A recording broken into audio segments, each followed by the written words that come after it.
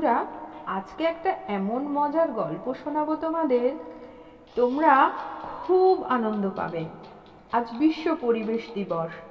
আজকের দিনে গাছ লাগিয়ে প্রকৃতিকে সুস্থ রাখার নিয়ম, আর সেই গাছ নিয়ে আজকে আমার মজার গল্পটা। এই গল্পটা বহু পুরনো দিনের এক লেখক কেদারনাথ চট্টোপাধ্যায়ের লেখা। এক যে ছিল রাজা, সে এক ভারী প্রকাণ্ড রাজা। তার হাতিশালে প্রকাণ্ড প্রকাণ্ড হাতি, গোয়ালে গরু, আস্তাবলে ঘোড়া। কি এসব জানো? এসব তো সব রাজার আছে। তা আবার একটু শোনো না, ভাড়ার ঘর ভরা ইঁদুর, পুকুর ভরা ব্যাঙ, আরো কত কিছু ছিল। আর মাথায় দুটো ছাগলের মতো শিং ছিল। বেচারা রাজার তো শিং নিয়ে মহা মুশকিল, পাছে লোকে দেখে ফেলে সেই ভয়েই অস্থির। তার মাথার চুল ছিল খুব লম্বা, আর তার উপর প্রকাণ্ড একখানা মুকুট।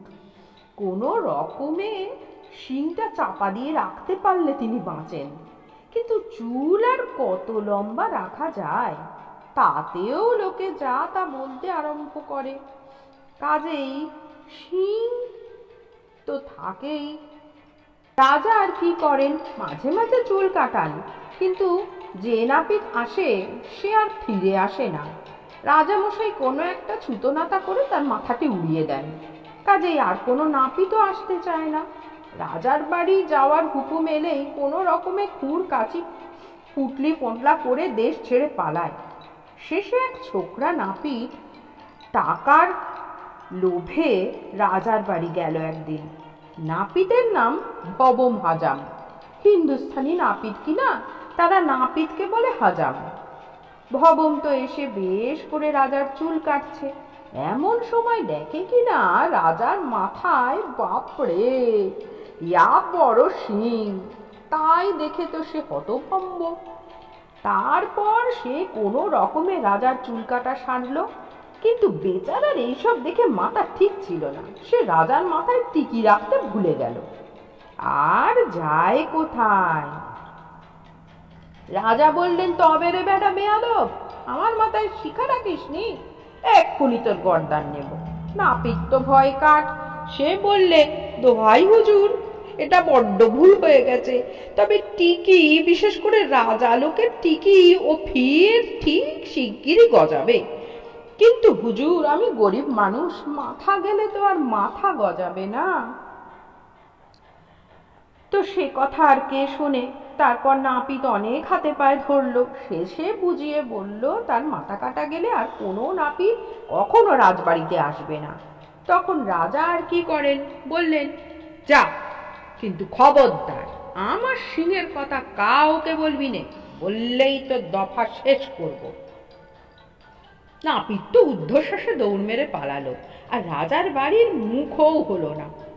এখন নাপিতের পেটে কথা থাকে না, কাজেই এই রাজার সিংহের কথাও ভবম নাপিতের পেটে আর থাকতে চায় না। নাপিত প্রাণের দায়ে তাকে জোর জবরদস্তি করে অনেক চেপে রাখতে চেষ্টা করলো, কিন্তু সে কিছুতেই চাপা গেল না। মাঝে মাঝে থেকে এই ঠেলাঠেলির চোটে ভবমের পেটটা ফুলতে লাগলো। দিন যায়, নাপিতেরও পেট ফুলে যায়।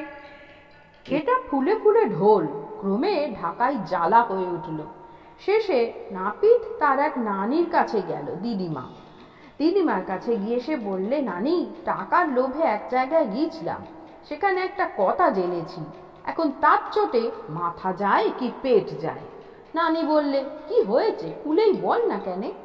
ভবম বললে, অত বলবার জো নেই, আর না বললেও তো দেখছো কি হচ্ছে।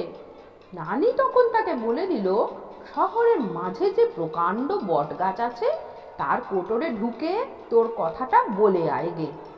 ভবম তখন গাছের কোটরে ঢুকে চুপে চুপে বলে এলো, আরে বাস রে, রাজার মাথায় ইয়াব বড় দুই শিং।